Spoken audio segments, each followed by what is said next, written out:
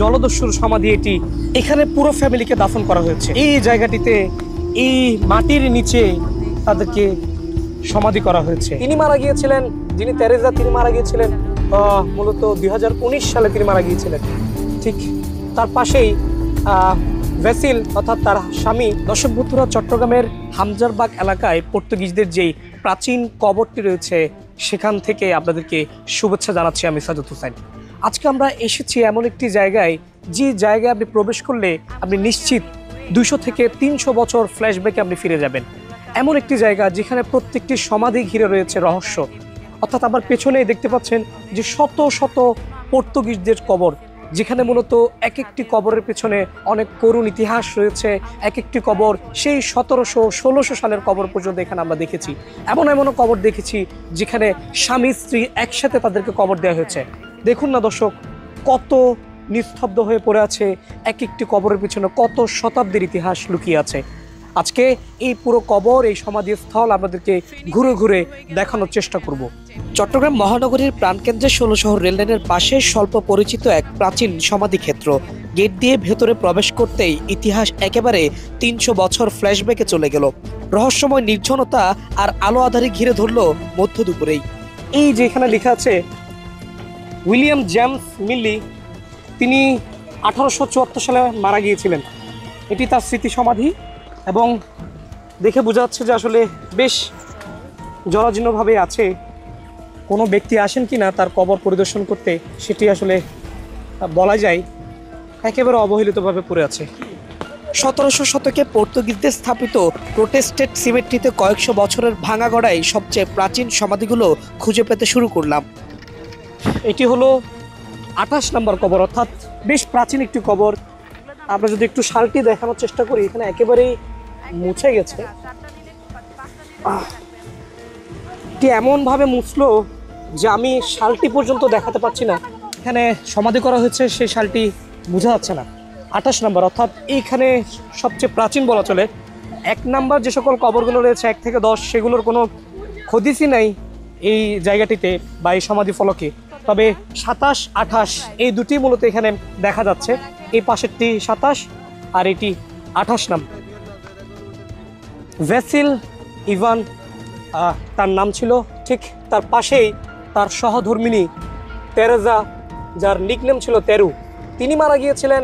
যিনি তেরেজা, তিনি মারা গিয়েছিলেন মূলত 2019 সালে তিনি মারা গিয়েছিলেন। ঠিক তার পাশেই ভেসিল অর্থাৎ তার স্বামী, তিনি মারা গিয়েছিলেন 2003 সালে। অর্থাৎ 2003 সালে মারা গিয়েছিলেন স্বামী, ঠিক স্ত্রী মারা গিয়েছিলেন 2019 সালে। তাদের দুজনকে এখানে সমাধি করা হয়েছে। অর্থাৎ যখন 2003 সালে ভেসেল মারা যান, ঠিক তখনই তাকে এখানে সমাধি করা হয়। ঠিক তারপরেই হয়তো তার তেরেজা, তার যে সহধর্মিণী ছিলেন, তিনি হয়তো বলেছেন যে আমার স্বামীর সাথে আমাকে কবর দিয়েন, আমার স্বামীর সাথে আমাকে আমার সমাধিটি করবেন। এমনই হয়তো তার ইচ্ছা ছিল, যার কারণে পরবর্তীতে 2019 সালে আবার এই কবরটি খোঁড়া হয় এবং তেরেজা মৃত্যুর পর তাকে এখানে সমাধি করা হয়। চিন্তা করুন, বর্তমান যুগে এমন ভালোবাসার প্রতিস্থাপনা আছে কিনা। একজন স্ত্রী যার স্বামীকে এতটুকু ভালোবাসতেন, তার একসাথে তারা এই কবরের মধ্যে ঘুমিয়ে আছেন দুজন পাশাপাশি। একবার ভাবতে পারছেন তাদের মধ্যে কতটুকু সম্পর্ক ছিল, কত গভীর সম্পর্ক ছিল।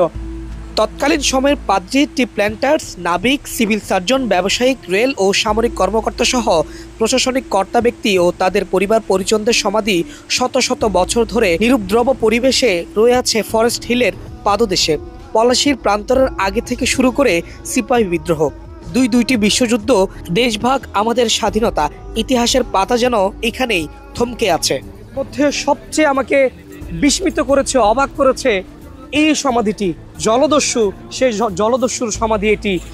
আমরা যতটুকু দেখতে পাচ্ছি একেবারেই তার স্মৃতিফলকটি বোঝাই যাচ্ছে না।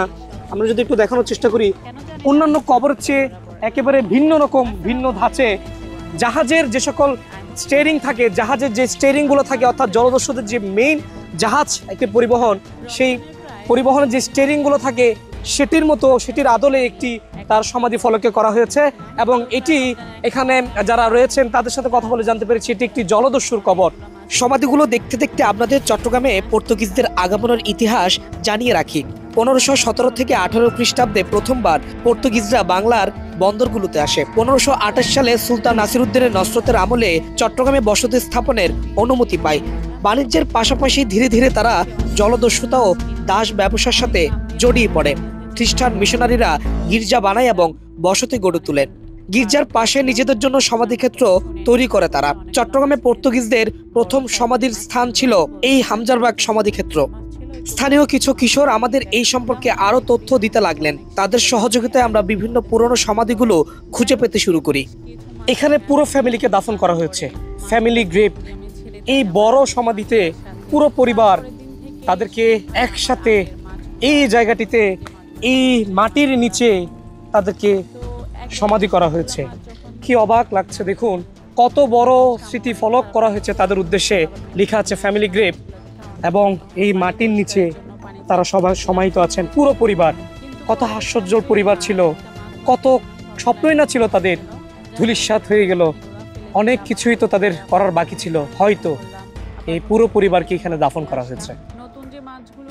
মেরি ক্যাথার ফিনিক, তার জন্ম 1834 সালে এবং মৃত্যু 1844, অর্থাৎ 15 তারিখ 5 মাস 1844 সালে সে মারা গিয়েছে। আমরা আরেকটি বিষয় আপনাদেরকে দেখাই, সারা এলিজাবেথ ফিনিক। এখানে যারা আছেন তাদের সাথে কথা বলে জানতে পারলাম যে ম্যারির ভাই ছিল, সে বোন ছিল, এবং সেও ঠিক 22 তারিখ 5 মাস 1844 সাল, অর্থাৎ তার মৃত্যু হয়েছে 15 তারিখ, তার মৃত্যু হয়েছে 22 তারিখ, একই সালে একই মাসে। বলা চলে যে তারা দুজন, তাদের এখানে যারা আমাদেরকে আসলে সহযোগিতা করছেন তাদের ভাষ্য মতে তারা ভাই বোন ছিল। তারা আসলে এই সমাধিটি কি কারণে আসলে পরপর দুই ভাই বা ভাই বোন মারা গিয়েছিল, কি কারণে বা দুজনের সমাধি একসাথে হলো। এমনও হতে পারে যে ভাইয়ের মৃত্যুর পরে তার সমাধি রেখে দেওয়া হয়েছে, কখন সারা এলিজাবেথ অর্থাৎ সে মারা যাবে, অর্থাৎ ভাই বোনের সাথে একসাথে কবর। এটি আসলে তখনকার সময়ে হয়তো কোনো নিয়ম ছিল কিনা একেবারেই বিস্মিত করছে। ইতিহাসের সঙ্গে আসলে তাদের এই নীরব শুয়ে থাকা আমাদেরকে আসলেই রহস্যময় করে তুলছে।